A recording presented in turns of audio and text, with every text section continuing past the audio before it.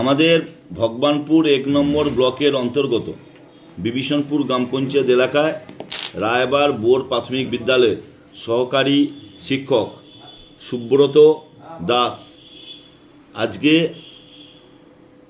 ওই স্কুলেরই একজন ছাত্রীর উপরে যৌন হেনস্থা করে। ঠিক সেই সময় গ্রামবাসীরা তাকে হাতে নাতে ধরে ফেলে।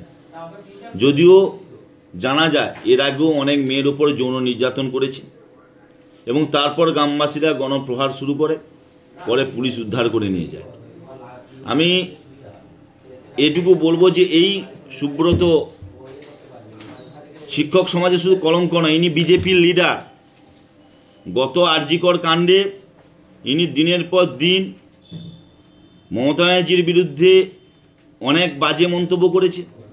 পরবর্তীকালে নারী সুরক্ষার কথা বলে ইনারা বন্ধ পালন করেছিলেন, ইনি লাঠি হাতে ঘুরতেন, তৃণমূল কংগ্রেস কর্মীদের উপর অত্যাচার করেছেন।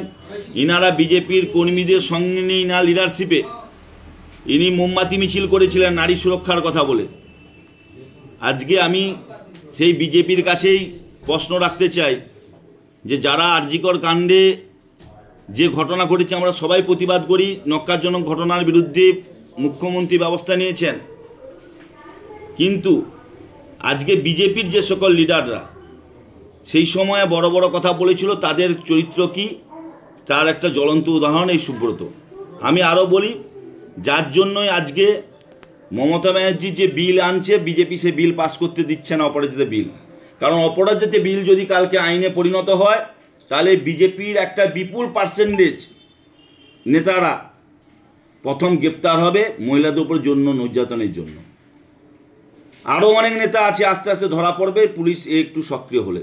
আমরা আবেদন করব যে এদের আসল চরিত্র মানুষের কাছে তুলে ধরুক, সমস্ত জায়গা থেকে এই আবেদন থাকবে আমাদের।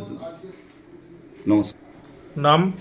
অরূপ সুন্দর পণ্ডা, সভাপতি ভগবানপুর 1 পঞ্চায়েত।